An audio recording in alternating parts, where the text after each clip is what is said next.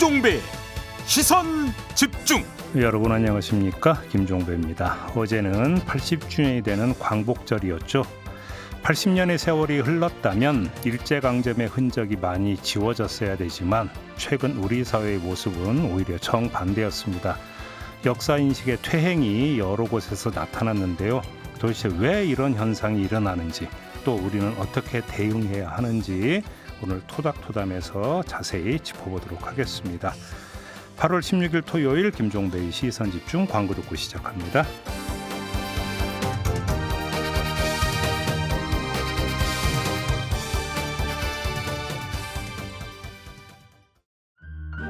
아침을 깨우는 이슈들 같이 들으실래요? 사람 냄새 나는 우리들의 이야기, 토닥토담. 네, 오늘은 특별한 손님 두 분과 함께 할 예정인데요. 한 분 한 분 소개를 해드리겠습니다. 먼저 한국 광복군 총사령관을 지낸 지청천 장군의 외손자이시자 신흥무관학교 기념사업회의 공동대표를 맡고 있는 분인데요. 이준식 전 독립기념관장 모셨습니다. 어서 오세요. 예, 반갑습니다. 네, 그리고 친일 인명사전을 편찬한 곳이죠. 민족문제연구소의 방학진 기획실장 모셨습니다. 예, 어서 안녕하십니까. 오세요. 방학진입니다. 네, 두 분은 특히나 광복절을 맞는 소회가 남다르실 것 같은데 1년 전에 광복절 기념식이 어떻게 열렸는지 다들 기억하실 겁니다. 네. 쪼개져 버리지 않았습니까? 네. 올해는 좀 남다랐을 것 같은데 어떻게 좀 지켜보셨습니까? 우리 관장님은. 일단 그 독립운동을 하시던 분들이 늘 내세우는 게 민족의 통합이었어요. 네네. 물론 서로 갈라져서 뭐 대립하신 적도 있지만 그래도 결국은 우리가 독립을 이루기 위해서는 민족이 단합해야 된다, 통합해야 된다. 1945년 8월 15일 해방이 됐을 때 우리 민족이 분단되고 우리 민족이 분열될 것이라고 예상한 분은 없었을 거라고 저는 자신 있게 말씀드립니다. 그 순간은 그랬겠죠. 근데 오히려 후손들이 이 분열과 대립을 조장하고 있는 것처럼 비춰서 저는 뭐 독립운동가의 후손으로서 안타까웠습니다.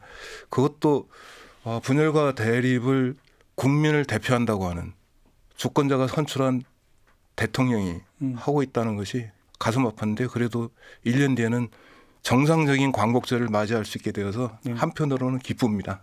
그래요. 우리 방 실장님은 어떻습니까? 그 꼭 1년 전에 그 광복회가 이제 기념식을 보이콧했고 시민사회도 마찬가지로 그 선열들이 안장돼 있는 그 효창공원에서 네네. 별도의 기념식 했거든요. 네. 제가 그 당시에 기념식 사회도 보고 기념식 끝난 다음에 또 마찬가지로 효창공원을 출발해서 대통령실까지 3km 넘는 거리를 그때 학볕에 많은 시민들이 행진했거든요. 네. 그때 좀 땀 흠뻑 젖었는데 오늘은 또 1년이 지나니까 그때 아련하기도 하고 또 보람이 있었다 생각합니다. 그러니까요. 근데 좀 오늘 주제를 좀 이야기해야 될 것 같은데 참고로 먼저 이것부터 좀 말씀을 드리는 게 나을 것 같습니다. 광복회가 이달 1일부터 7일까지 코리아 데이터 월드에 의뢰해서 일반 국민 1,000명, 독립유공자 후손 850명을 대상으로 여론조사를 실시를 했어요. 그 자세한 내용은 중앙선거 여론조사 심의위원회 홈페이지를 참고를 하시면 되는데 이 여론조사 결과를 보면 해방 이후 친일 잔재가 청산되지 않았다라고 응답한 비율이 일반 국민의 70.9%, 그다음에 독립유공자 후손의 경우는 78.0%가 지금 나왔다는 겁니다. 그런데 오늘 주제가 바로 이건데 친일 잔재 청산은커녕 오히려 퇴행을 하고 있는 게 최근의 흐름 아니냐. 도대체 왜 이런 현상이 빚어지는가? 오늘 좀 이 이야기를 좀 하려고 하는데요. 주제와 관련된 오디오 듣고 본격적으로 좀 얘기 나눠보겠습니다. 조선동포 여러분, 일본은 무조건 항복을 하였습니다. 1948년 제헌국회는 반민족행위특별조사위원회 이른바 반민특위를 설치하고 친일파를 단죄하기 시작했습니다. 하지만 이승만 대통령의 방해와 또 반민특위 사무실까지 습격하는 일부 친일 경찰의 반발로 인해서 반민특위 활동은 무력화가 됐는데요. 국가보훈부가 최근 백선엽 장군의 친일 기록을 삭제했다고 공식 발표했습니다. 3년 전 보훈처 판단과 정반대 결정이어서 정권에 따라 친일 여부가 달라지면 되냐는 지적이 나옵니다. 향년 100세를 일기로 별세한 고 백선엽 장군이 영면에 들었습니다. 국립대전 현충원에서 안장식이 거행됐는데 현충원 입구에는 국립묘지 안장을 둘러싸고 찬반으로 나뉜 단체와 시민들이 대치하면서 경찰까지 투입됐습니다. 정부가 육군사관학교뿐만 아니라 국방부 청사 앞에 있는 홍범도 장군의 흉상도 옮기는 방안을 검토하기로 했습니다. 홍범도 장군과 관련돼서 공산당 입당 또는 그와 관련된 활동 이런 부분이 지적되고 있어서 네. 우리 그 관장님을 1년 전에 한번 인터뷰 모신 적이 있었죠. 그때 네. 독립기념관장 네. 그 임명 문제 뭐 이것들이 이제 계기가 돼서 모셔가지고 이제 이야기를 나눈 기억이 있는데 최근에 지금 이 오디오에서도 나오고 있지만 역사 인식이 뭔가 거꾸로 내달리는 네. 이런 현상이 여러 분야에서 여러 사례로 좀 나타나지 않았습니까? 이걸 좀 사례를 짚고 왜 그런지를 좀 짚어봤으면 좋겠는데 일단 가장 먼저 그 지금 생각이 나는 게 이승만 전 대통령에 대한 평가가 네. 최근에 와서 완전히 또 다른 목소리가 나오는 것 같아요. 사실은 뭐 이승만 대통령에 대한 평가는 끝났다는 게 역사학계의 일반적인 이야기입니다. 그래요? 역사학계에서는 뭐 이승만 재평가가 필요하다고 얘기하는 사람이 거의 없습니다. 학계에서는 뉴라이트는 그러니까 뉴라이트 가운데 일부 극소수의 역사학자들이 포함되어 있긴 하지만 뉴라이트 가운데 다수를 차지하는 세력 뭐 굳이 학자라는 이름을 붙인다면은 네.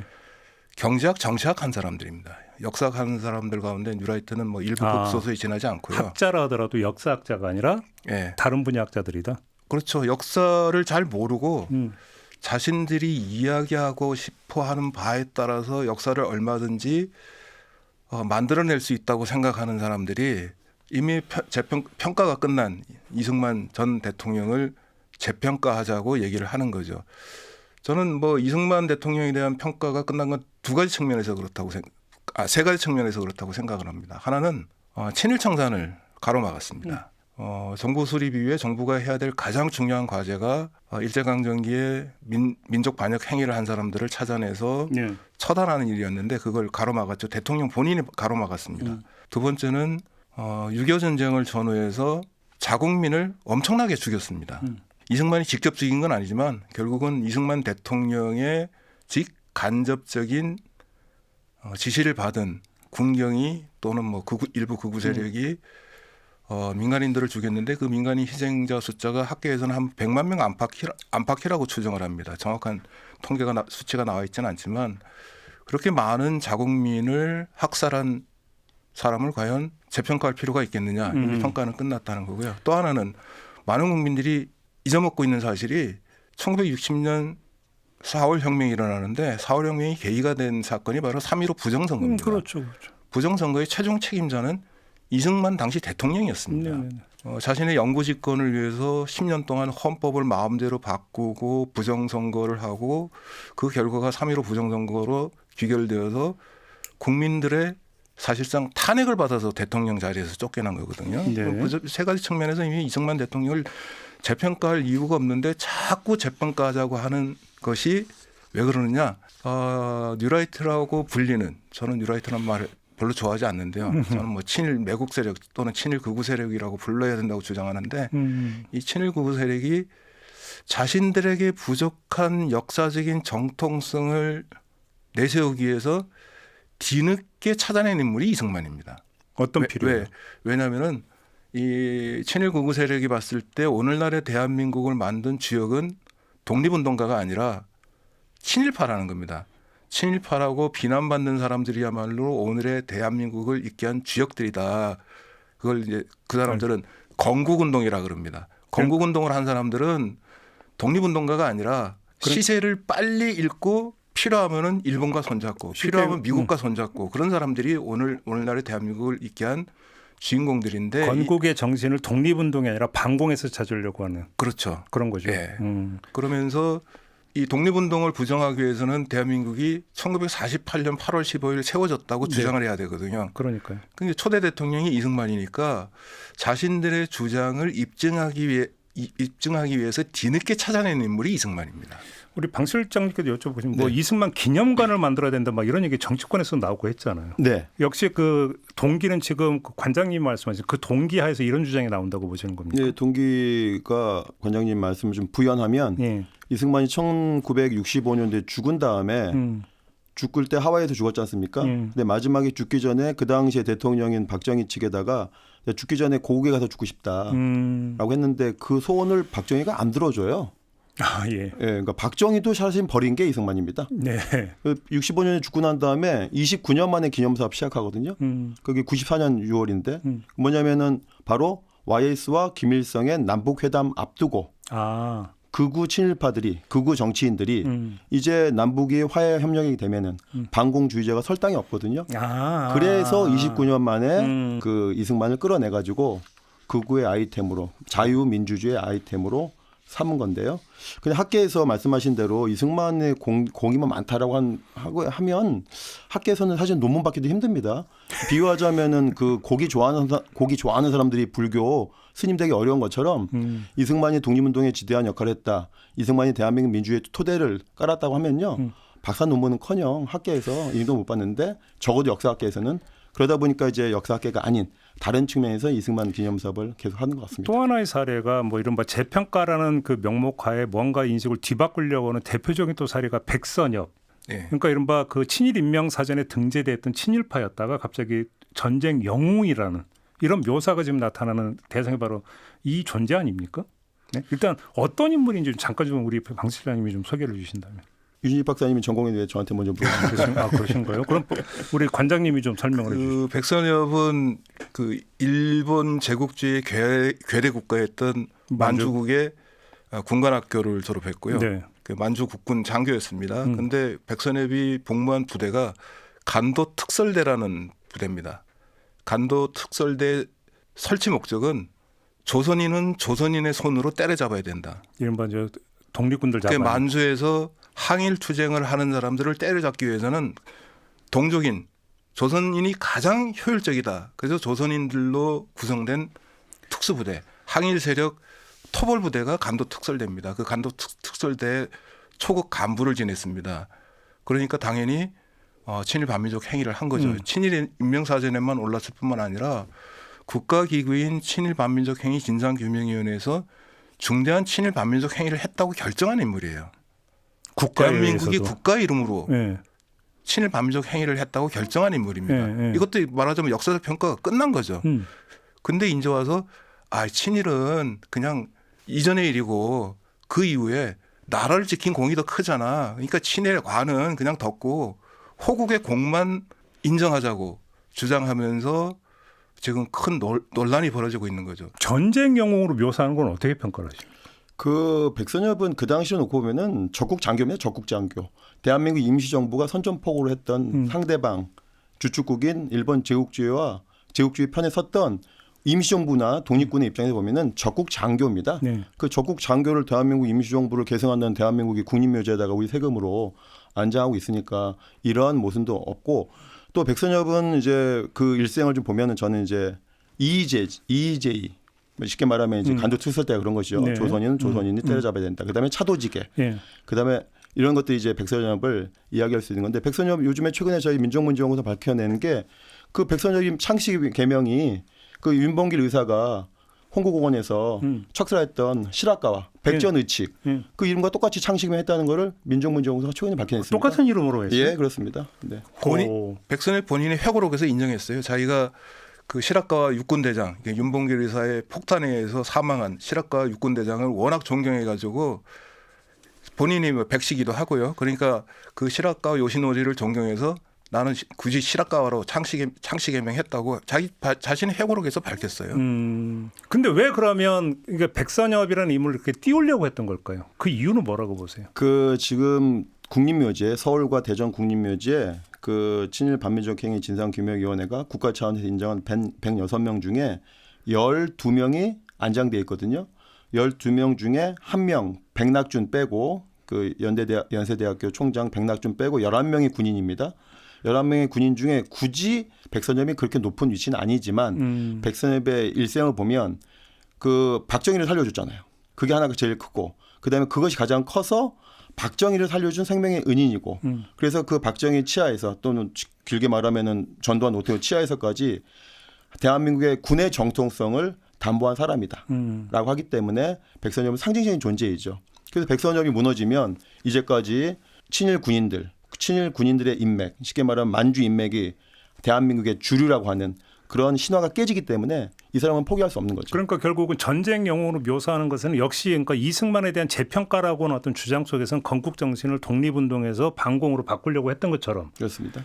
백선엽 씨를 전쟁 영웅으로 이렇게 미화하는 것도 역시 똑같은 어떤 그 이념 속 동기를 그렇죠. 가지고 있는 거잖아요. 그러니까 공산주의를 막아낸 전쟁 영웅이라는 그렇죠. 거죠. 여기 역시 또 반공 코드가 여기는 또 아주 강하게 심어져 있는 거잖아요. 정치에서는 이승만, 군부에서는 백선엽인 거죠. 그렇죠. 네.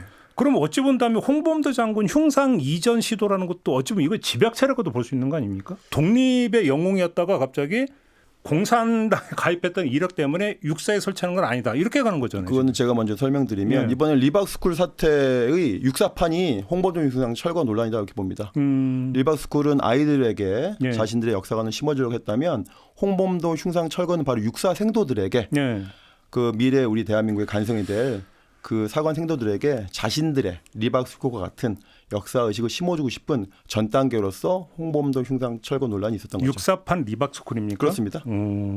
나중에 국방부나 육사에서 부정하긴 했는데 처음에 홍범도 장군 흉상을 철거한 자리에 백선엽 흉상을 세운다 그랬어요. 그 얘기 있었죠. 예, 그 백선엽 흉상하고 나란히 세울 그 인물이 누구였냐면은 6.25 전쟁에 참전한 미군 장군이었습니다. 벤플리트. 네. 그 두 흉상을 나란히 그 5번 흉상을 빼낸 자리에 두 사람 흉상을 나란히 세울 계획을 처음에 세웠다고 하더라고요. 이게 말하자면은 이 반공을 내세우는 세력이 늘 강조하는 게 요즘은 한미동맹입니다. 그래서 국방부에서 이 중앙일보하고 손을 잡고 백선엽을 기리는 상을 한 10몇 년 전에 만들었습니다. 그 상 이름이 뭐냐면 한미동맹상이에요. 상 이름이 그거예요? 한미동맹상이에요. 한미동맹상인데 백선엽을 기리는 상입니다. 그러니까 이 반공주의자들이 지금 이제 찾아낸 게 그 자신들이 내세우는 반공의 명분으로 찾아낸 게 한미동맹이거든요. 근데 아까 방 실장님이 얘기한 것처럼 1945년 8월 15일 이전에 백선엽은 한미동맹과는 전혀 거리가 먼 오히려 거꾸로 간 사람입니다.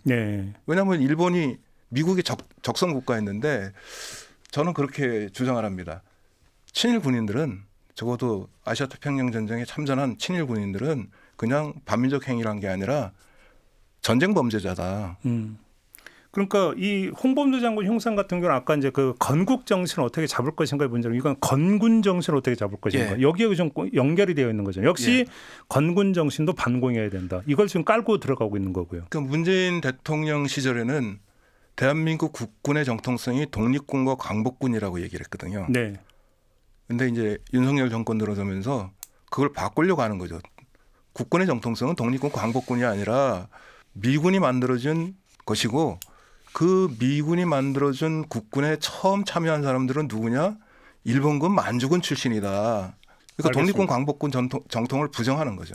하나만 더 좀 지금 이 세 가지는 사실은 공통된 게 쫙 관통을 하고 있는데 지금 위안부 이 부분이 민간 뉴라이트 극우 쪽에서 무슨 피해자냐 입에 담게 인용하기도 좀 사실 좀 뭐한 부분이 있는데 무슨 피해자냐 성매매 여성이지 이런 말도 안 되는 주장 이거는 도대체 어떤 동인에서 이런 주장이 나온다고 생각을 하세요?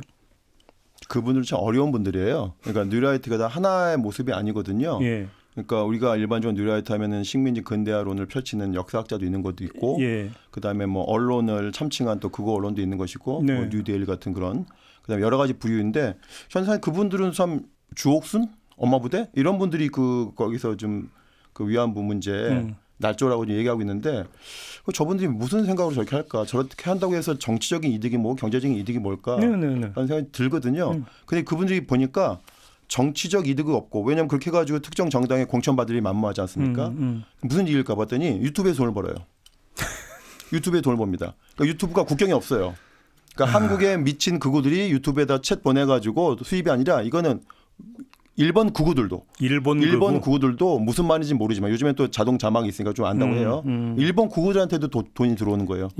이게 또 일본 극우만이 아니라 유럽의 극우들한테도 미국 극우도요. 그러니까 이게 유튜브라고 하는 그런 어떤 수익 구조가 만들어지니까 아주 자극적인 거. 할수록 이게 더 돈이 들어오거든요. 그렇게 하는 것 같습니다. 그러니까 저분들 제가 볼 때는 특정 정당의 공천을 노리는 것 같지도 않고 이거는 이념의 문제가 아니라 장사의 문제네요. 장사의 문제입니다. 그러네요. 이런 주장을 하면요.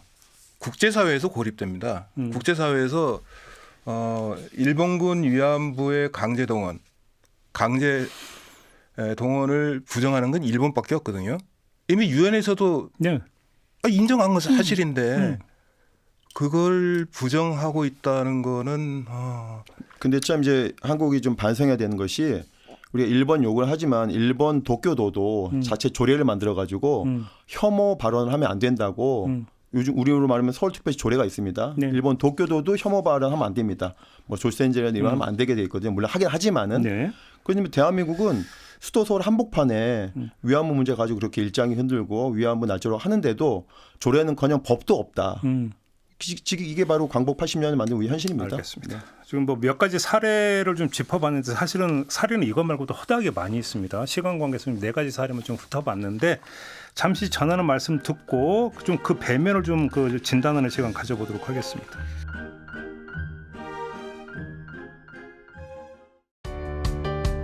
때로는 날카롭게, 때로는 삐딱하게, 그러나 매 순간 섬세하게 시선이 필요한 우리 사회 곳곳을 살펴봅니다.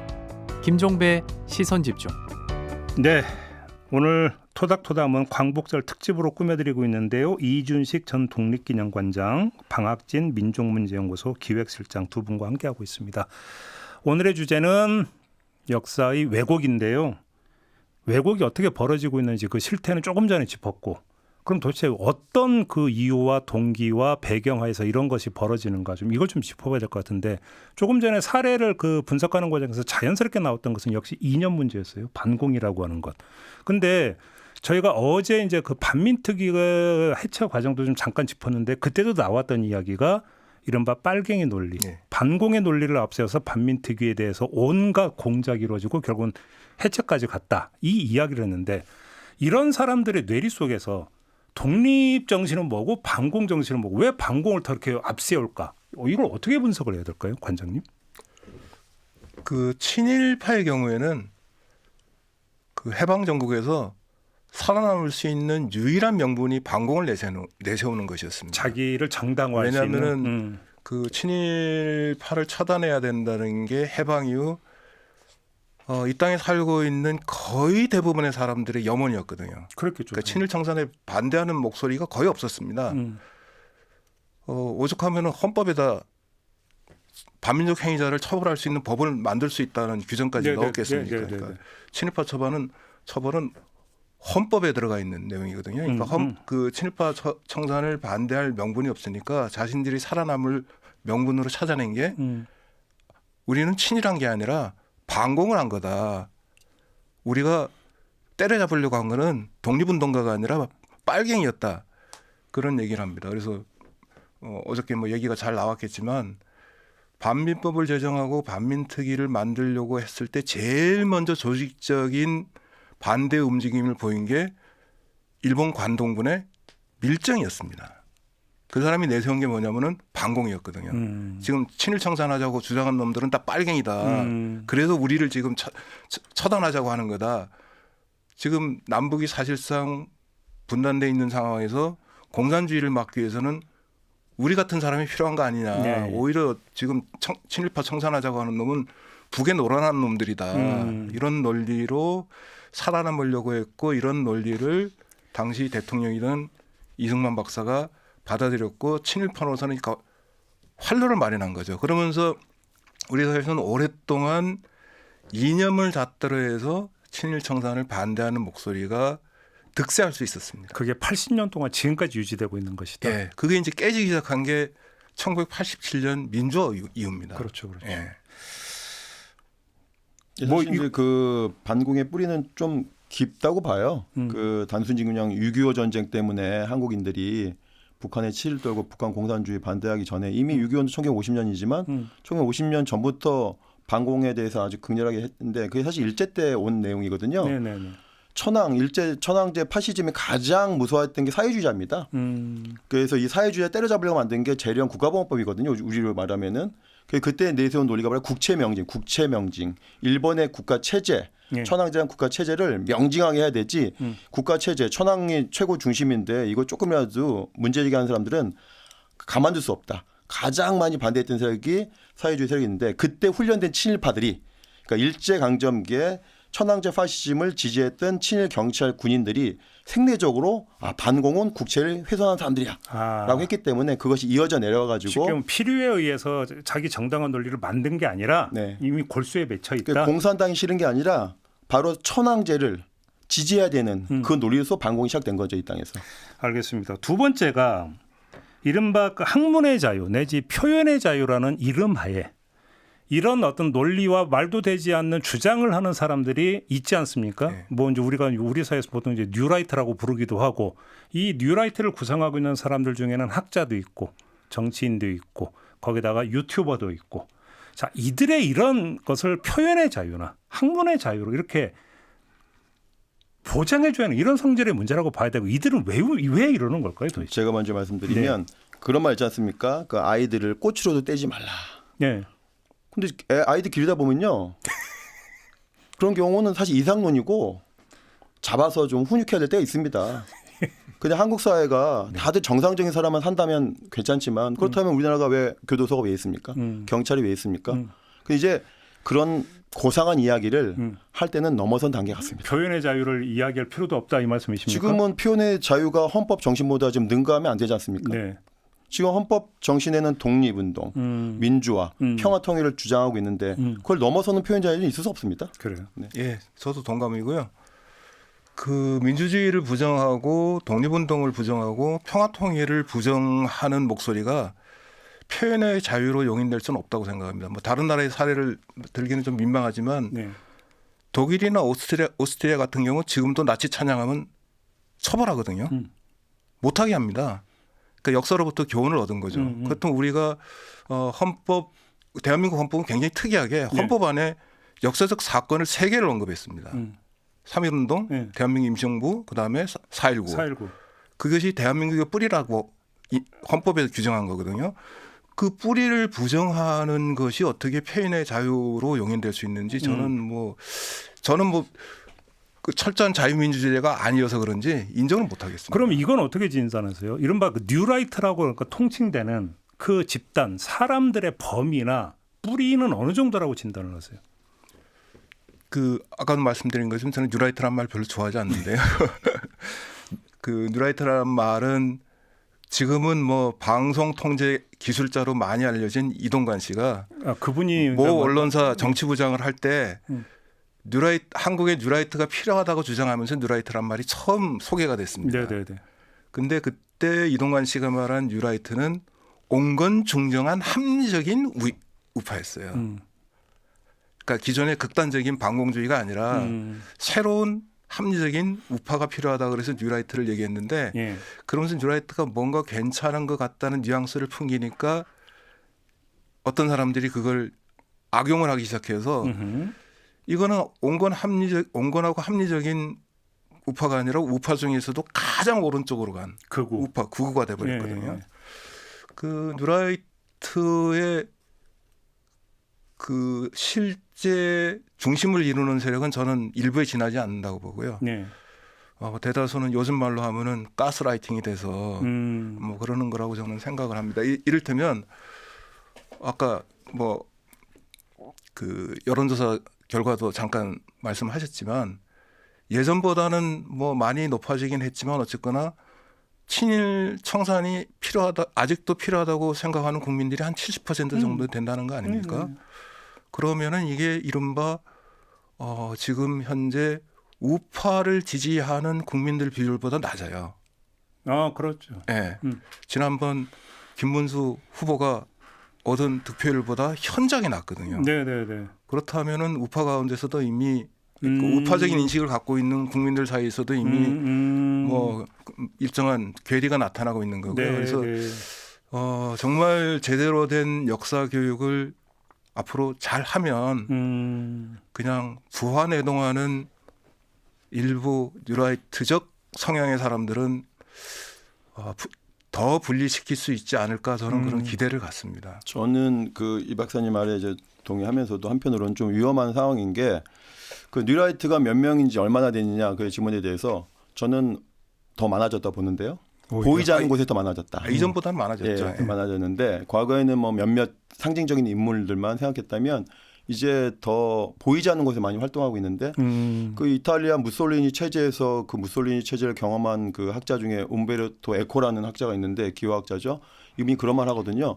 파시즘은 시대와 장소에 따라서 표변한다. 그러니까 지금 우리는 뉴라이트하지만 그 뉴라이트의 뿌리가 친일파이듯이 이 친일파가 뉴라이트라는 이름으로 이제는 다른 이름으로 바뀔 겁니다. 왜냐하면 김영석 독립기원관장도 본인이 뉴라이트 아니라고 그러거든요. 이제는 더 이상 뉴라이트가 이 친일파들이 쓸 수 있는 외투가 아니에요. 다른 옷을 쓰고 싶은데 근데 일단은 그래서 그 상층에 있는 뉴라이트 대표적인 사람들은 뉴라이트를 거부하지만 이제는 또 다른 모습에 어떤 형태냐 혐중, 혐오로 가 있거든요. 그렇죠. 예. 이것이 지금 젊은이들에게 엄청나게 퍼져 있습니다. 이것은 파악이 안 됩니다. 근데 이제 학교에서는 우리가 역사 교육 잘하면 좋긴 하지만 학교에서 가르치는 역사는 이제 공식 역사 교육이고 비공식 역사 교육이 있거든요. 그게 바로 SNS를 통한 비공식 역사 교육인데 연구에 의하면 학생들이 역사 사실을 받아들이는 통로가 70%가 비공식 역사 루트예요. 그러니까 SNS를 통해서 배운다는 거예요. 지금 SNS 통하면은 김부 테러리스트거든요. 아이들이 보는 유튜버들, 극우 유튜버들이요 100만이 넘습니다. 알겠습니다. 제가 일전에 그 한 학자분하고 인터뷰를 할 때 이제 그때 들었던 얘기가 이 뉴라이트의 연원이 어떻게 되는가 이거를 이제 그 분석한 분이 계셨는데 2000년에 김대중 당시 대통령이 이제 남북 정상회담을 하잖아요. 남북 정상회담을 하면서 이게 대단히 심각한 문제다. 지금까지 대한민국의 보수를 그 형성해 왔던 가장 기초 토대가 되는 게 반공인데. 남북 정상회담이 열리는 것을 보면서 이 뿌리가 흔들릴 수가 있겠다라고 하는 어떤 위기의식이라고 할까요? 문제의식이라고요. 여기서부터 사실은 뉴라이트의 움직임이 태동하기 시작을 했다. 이렇게 분석을 하더라고요. 만약에 이 분석이 맞다면 아까 저희가 이제 그 역사 왜곡 시도의 핵심에 그러니까 이념이 깔려 있다는 얘기를 했던 거 지금 맥이 닿는 거잖아요. 결국은.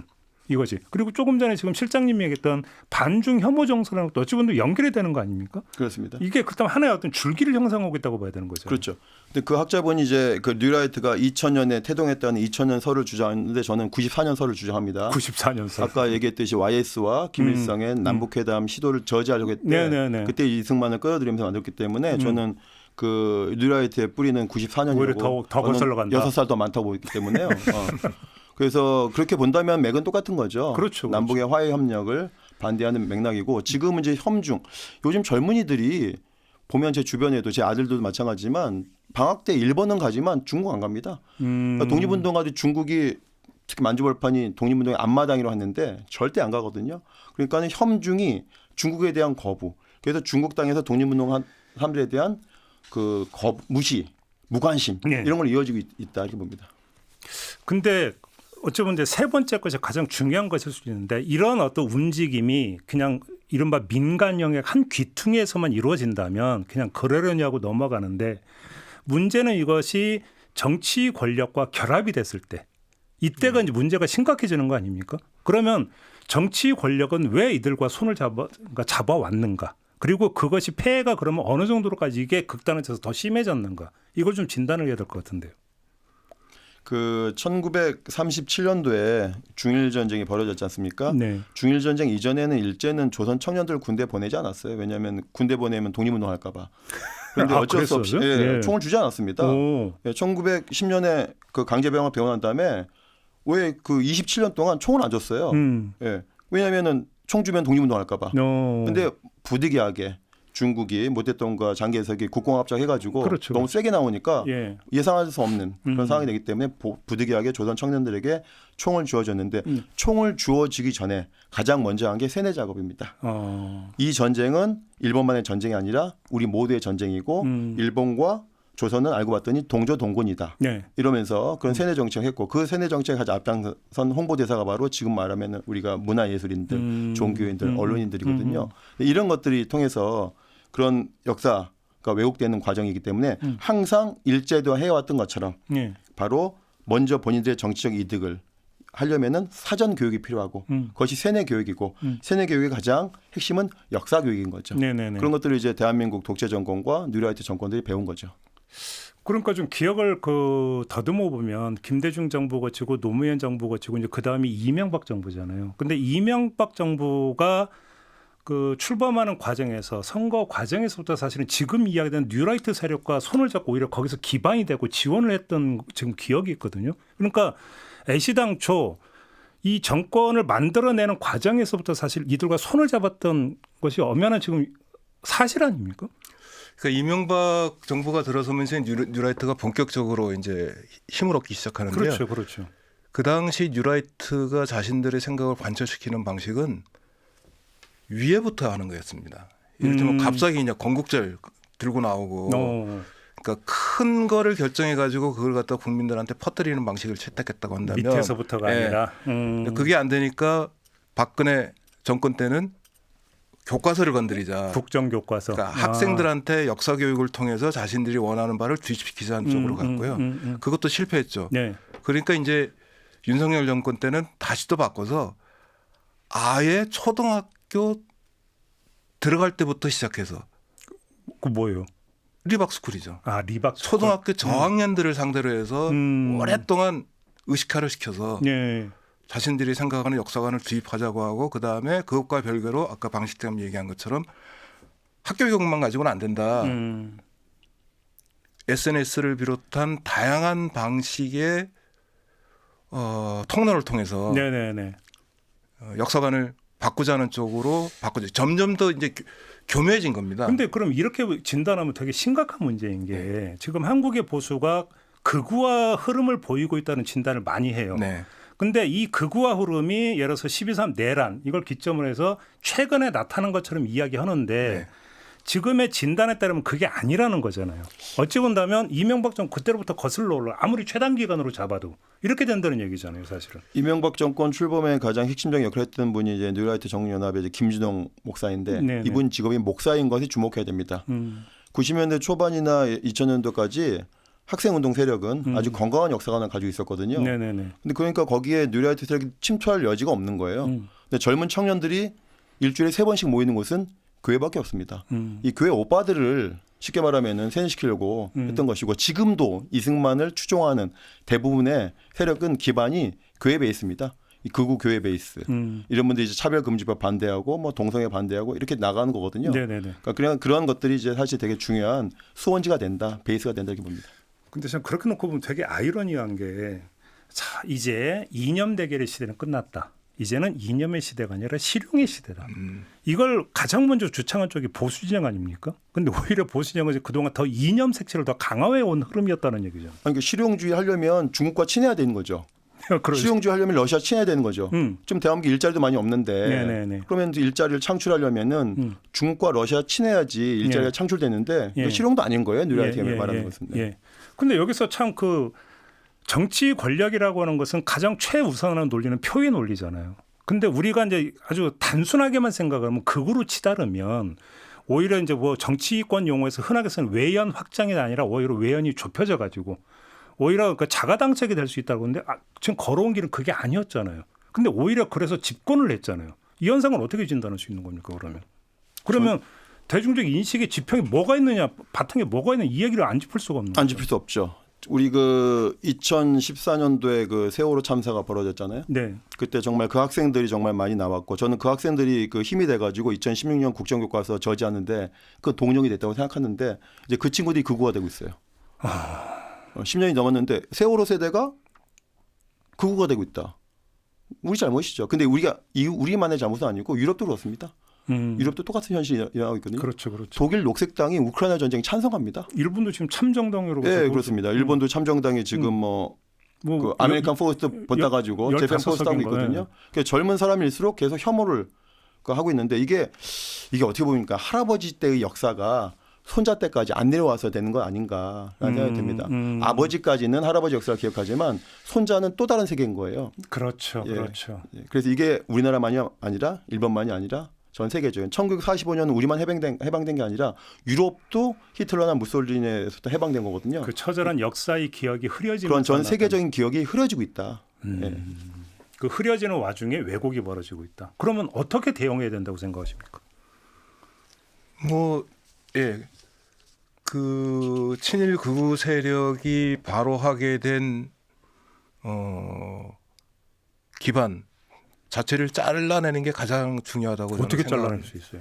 그래서 예를 들면 그 일본군 위안부 모독하는 행위에 대해서 처벌하자는 법을 만든 처벌하는 법을 만들자는 얘기가 꽤 됐습니다. 근데 그게 한 번도 입법화에 성공을 못했거든요. 네. 그러니까 이자들이 계속 이 난리를 치는 겁니다. 평화의 소용을 찾아다니면서 막 네. 뭔가 모욕행위 다 하잖아요.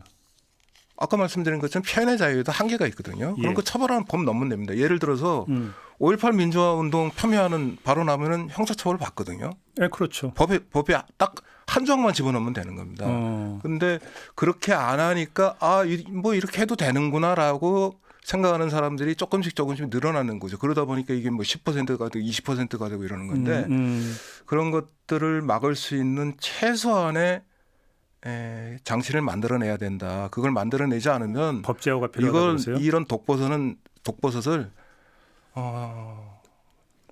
결국은 자꾸 키워낸 결과밖에 낳지 않을 것이다. 그런 생각이 듭니다. 그 광복 50주년이 되는 1995년에 김영삼 대통령 시절에 이제 역사 바로 세우기 하면서 독립유공자 예우법 만들었거든요. 네.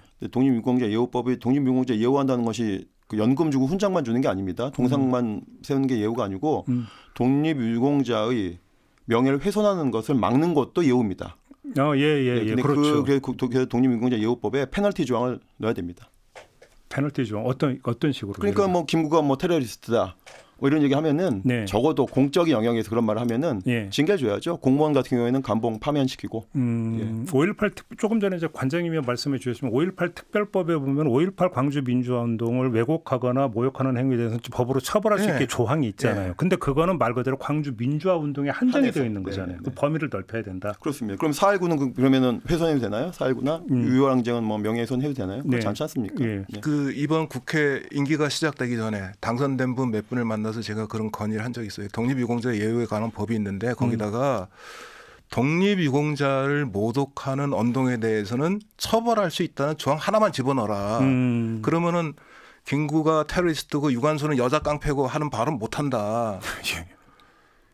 좀 그런 조항 좀 집어넣어라. 그랬더니 이게 뭐 표현의 자유, 양심의 자유 그것 때문에 늘 안 된다고 그렇게 하더라고요. 근데 이제는 그걸 좀 깨뜨릴 때가 됐다고 생각합니다. 그것 보고 놀랐는데 사실은 5.18 광주 민주화 운동의 어떤 국가 차원에서 발간된 백서나 확정된 어떤 사실 정리 작업이 사실 없었었잖아요. 그 최근에 이제 시도가 됐던 거잖아요. 마찬가지로 국가 차원에 의해서 어떤 확정된 공인된 역사적 사실의 정립 노력 이런 것도 되게 중요한 거. 그게 갖는 권위가 있는 거 아닙니까? 그렇습니다. 뭐 국가 차원에서 뭐 친일 진상 규명 작업을 해서 1,006명을 선정했지만 사실 그것도 연구자들이 한 거지 국가 권력이 한 건 아니거든요. 그렇죠. 마찬가지로 4.3 보고서도 있고 이제 5.18 보고서도 이제 곧 나오기도 하고 또 진실화해위원회의 과거 보고서도 있는데 국가 차원에서 정리된 내용에 대해서 부정하면은 안 된다는 적어도 그런 페널티를 만들어야 된다. 그러니까 페널티를 만들려면 그러니까 하나의 기준점이 있어야 되는 거잖아요. 맞습니다. 이게 그러니까 공인된 역사적 사실이라는 게 전제돼야 되는 거잖아요. 작년에 그 연초에 건국전쟁이라고 해가지고 이승만 찬양하는 영화 만들었는데 그것은 정부가 공식으로 발간한 4.3 보고서를 다 위배하고 있거든요. 정말 거스르고 있거든요. 팩트를. 그러니까요. 그런 건 문제라도 되는. 그런 영화는 상영 못하게 해야 되는 거죠. 그러니까 그러면 굳이 국가가 나서 가지고 그러니까 어떤 역사 규명 작업을 해서 정리하는 게 무슨 의미가 있느냐는 맞습니다. 거죠. 족보 따르고 현실 따르는 거죠. 그러니까요. 그렇게 놓고 보면 지금 우리 사회가 정비해야 되고 좀 돌아봐야 되는 게 좀 너무 구멍이 여러 군데 있는 것 같아요. 이런 점에서. 그러니까 어떤 계기적으로 어떤 하나의 의전만 해서 되는 성질의 문제는 아니라는 거잖아요. 역사를 항상 할 때 기념식만 하고 드론만 띄워서 되는 게 아니거든요. 이런 것들 하나하나 생활 속에서 정리해내는 게 중요한 겁니다. 그러니까 이게 뭐 유튜브라고 하는 공간에서 역사 사실 우리가 지금 얘기하면 오히려 이게 더 많이 벌어진 게 유튜브 공간이잖아요. 이거에 대해서 지금 누구도 손을 못 대잖아요. 표현의 자유 영역이라는 유튜브 공간 들어가면은 살벌합니다. 이재명 후보가 대통령 후보 시절에 그 유튜브에 대한 그 자기 책임성을 강화한다라도 했거든요. 그런 것들을 좀 실제로 하면 좋겠습니다. 그러니까요. 지금 우리가 돌아봐야 될 지금 구멍이 한두 군데가 아니다 이런 생각이 좀 드는데 과제가 켜켜이 좀 쌓여 있는 것 같습니다. 이 점 확인하면서 오늘 이야기 좀 마쳐야 될 것 같습니다. 두 분 고맙습니다. 감사합니다. 고맙습니다. 네, 김종배의 시선집중 오늘 준비한 이야기는 여기까지입니다. 물러가고요. 내일 아침에 다시 인사드리겠습니다. 고맙습니다.